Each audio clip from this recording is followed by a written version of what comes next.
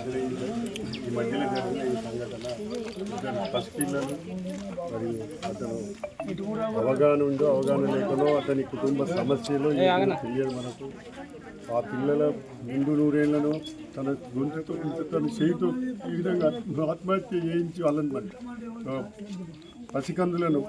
గొంతు పీకి చంపి తర్వాత తన ఆత్మహత్య చేసుకున్నాడని తెలిసి ఈ సంఘటన చాలా ఇది మన రాష్ట్ర వ్యాప్తంగా ఇదొక సెన్సేషనల్ న్యూస్ అయింది. ఇది దాన్ని మన ఝాన్సీ రాజేందర్ రెడ్డి అమ్మ, మన ఎమ్మెల్యే యశస్విని గారు ఎమ్మటే స్పందించి ఇక్కడ మన మండల పార్టీకి చెప్తే అమ్మ నేను ఇట్లా పోయేస్తానంటే మన అమ్మపురం పార్టీ వాళ్ళు కూడా మన కాంగ్రెస్ పార్టీ వాళ్ళు కూడా అందరూ కూడా అన్న మీరు వస్తే చాలా మన ఉంటుంది అమ్మ వాళ్ళు చెప్పారు కనుక మా చేయుతను కూడా మేము ఇస్తాం, మీరు తప్పకుండా వచ్చి వారిని పరామర్శించాలని అన్నందుకు వారికి ఇక్కడ నేను మనస్ఫూర్తిగా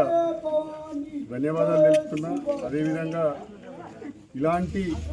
ఆత్మహత్యలు ఇలాంటివి చేసుకోకుండా మనస్సంటి వాళ్ళని కూడా సొసైటీ తెలిసిన వాళ్ళం కొంత రిపోర్టర్స్ కానీ వీళ్ళు కానీ వాళ్ళకి అవగాహన కల్పించి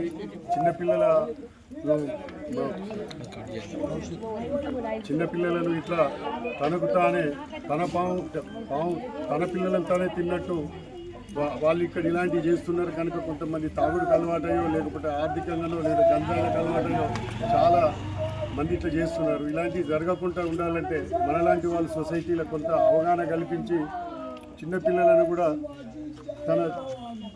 తల్లిదండ్రుల విషయాలు కానీ కనీసం పక్కింటి వాళ్ళ విషయాలలో కానీ కొంచెం అవగాహనతో మన పిల్లలను మనం పెంచుకుంటే మంచిగుంటుందని ఇలాంటి కర్కోటక రాక్షసులు అసంటి తండ్రులను మనం ఎక్కడ చూడలేదు. ఇలాంటి వాళ్ళను మనం సమాజం మీద తిరగకుండా ఉండాలని మన మీడియా వాళ్ళు కానీ మన కొన్ని సంఘాలు కానీ ముందుకు తీసుకెళ్ళి ఇలాంటివి జరగకుండా చూడాలని మనస్ఫూర్తిగా కోరుకుంటూ